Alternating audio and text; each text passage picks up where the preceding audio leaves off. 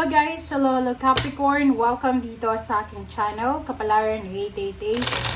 Welcome guys! Alamin natin kung anong messages, vibration, gabay energy ng ating tarot. And this is for the stalkers reading. So titingnan natin Capricorn kung may mga tao ba na binabantayan bawat galaw mo. May mga tao bang hinuhusgahan ka behind your back, pinagchichismisan ka. So titingnan natin kung meron nga ba. Okay? First card natin is 3 of Wands, the Hangman, 9 of Wands, and the Star. Okay, 7 of Cups, 9 of Cups. Okay guys, comment down below if you resonated. Ang nakikita ko sa'yo dito, merong mga tao dyan na binabantayan yung bawat galaw mo. Ang nakikita ko dito, merong fire sign, Leo, Aries, Sagittarius. Merong air signs, Gemini, Libra, or Aquarius. Merong earth signs na Virgo. Virgo and Taurus siguro. Or maybe Virgo lang. Nakikita ko sa'yo dito na may mga tao na parang binabantayan yung bawat galaw mo. Yung parang, like for example dito, ikaw, if you're looking for a job, maybe 3 months ka nang nag-aantay ng trabaho or pwedeng ng sagot from the company na ina-applyan mo and then hindi siya natuloy.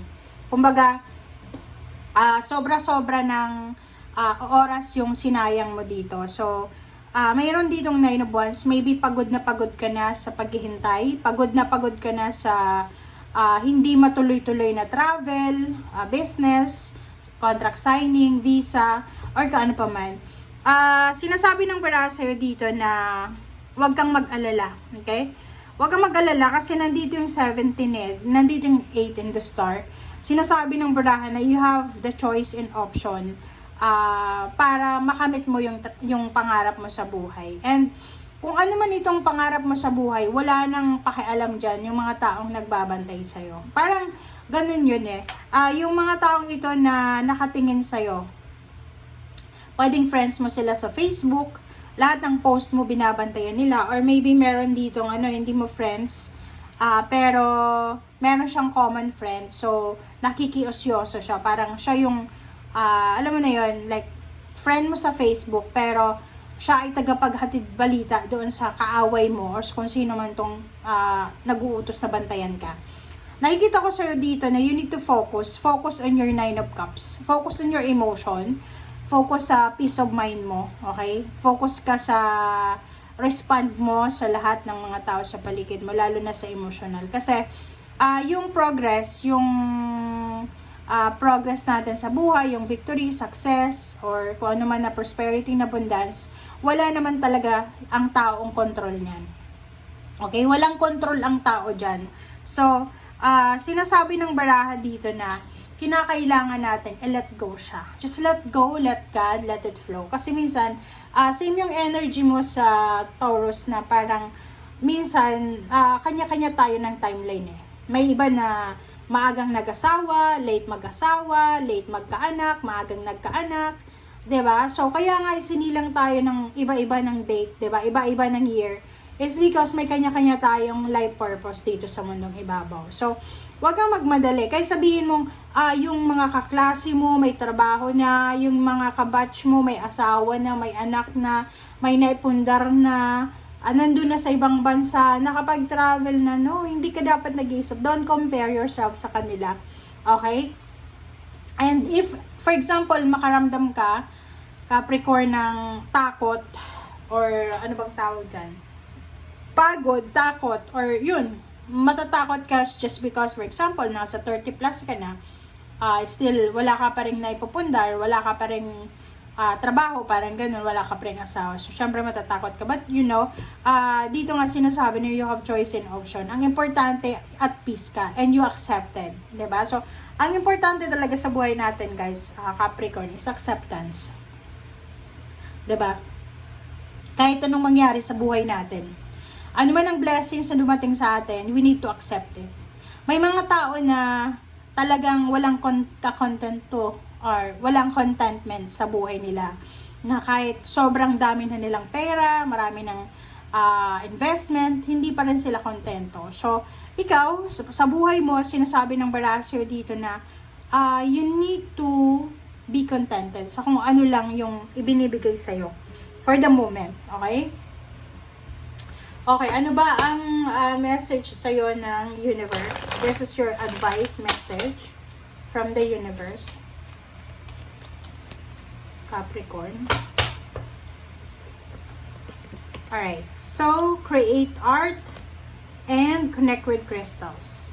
So, sinasabi ng Barasyo dito na isa sa mga possible na pwede mong pagkakitaan if artistic ka is yung pagdodrawing, writing, parang ganon. Basta gamit yung kamay mo. Yung skills mo, yung craft na, alam mo, halimbawa, magaling kang mag-drawing, mag-paint, or magsulat, di ba? Parang writer ng kwento, ng kung ano pa man, di ba? Sinasabi ng Bara dito na pwede mo siyang mapagkakakitaan as your part-time job, or kahit sa bahay lang. Connect with crystals, protect yourself, okay? So, protect yourself, kung may mga crystals ka, palagi mo siyang i-cleanse, and pwede mo siyang dalhin anytime or every time na lalabas ka. Or you need to pray, you need to set an intention sa ating Panginoon. And you need to, ayun nga, humingi tayo ng guidance sa ating Panginoon. Okay.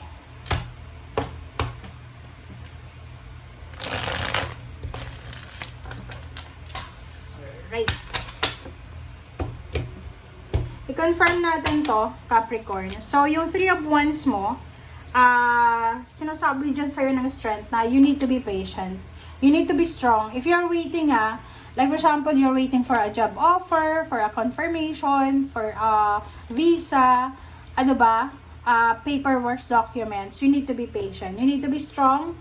Kailangan nating maging strong para magkaroon tayo ng pasensya.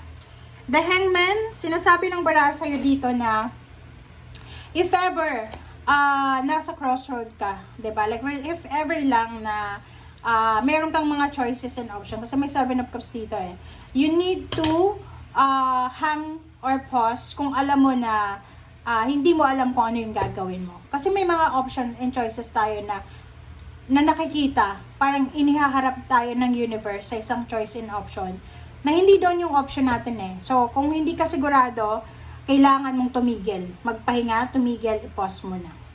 Okay, 9 of Wands, 5 of Pentacles. So, sinasabi ng Bara sa'yo dito na kahit sabihin natin na may mga financial problems kayo, physical health problems, hindi yun rason para mag-overwork ka. So, if you are multitasking, marami kang ginagawa araw-araw, nakakalimutan mo ng matulog, kumain, magpahinga, you need to stop it. You need to have balance. Kailangan mong alagaan ang sarili mo. Kasi napaka-importante yon. Kasi maybe you will have parang stress-related na sickness, illness, once na hindi mo itinigil yung sobra-sobrang pagod na yan na ginagawa mo. And the star, guys, is 8 of Cups. So, sinasabi ng barahan na matutupad mo ang mga pangarap mo, Capricorn, sa ibang lugar, sa malayong lugar. Kung nasa ibang bansa ka na as on OFW, pwedeng dyan sa lugar na pinalalagyan mo ay hindi pa yan ang lugar na nakatadhana para sa'yo. Kung nasa Pilipinas ka, hindi sa Pilipinas yan. Okay? 7 of Cups. 7 of Cups is 4 of Cups. So, yun, sinasabi sa'yo dito ng barahan na habang ikaw ay naghihintay. If for example, alam mo na naghihintay ka, like naghihintay ka ng message, ng confirmation, kalma lang tayo, huwag tayong masyadong mainip. And 9 of Cups and 5 of Swords, sinasabi ng baraha yun, you need to focus in your emotion. So, yung feelings mo, yung emotion mo, yung peace of mind, yun yung dapat nabigyan mo ng focus. And i-let go mo ang lahat ng mga parang nagiging hindrance or parang lahat ng nakakasagabal sa peace of mind mo. So, sinasabi ng baraha, may pera ka man or wala, masaya ka or wala, basta prioritize your emotion. Okay. Tingnan natin kung anong advice ng spiritual helpers mo, Capricorn. Okay, sheep. Act with fortitude and cooperation. Archangel Gabriel and Hope. So, Dito sinasabi as a sheep, 'di ba? Pag sinabing sheep, sobrang mabait, kalmado, parang ganon. So, kailangan mo daw na kumilos according sa kung ano yung tama. Okay? And as much as possible, learn the virtue of parang generosity. Parang ganon. Okay, so thank you guys for watching. Bye!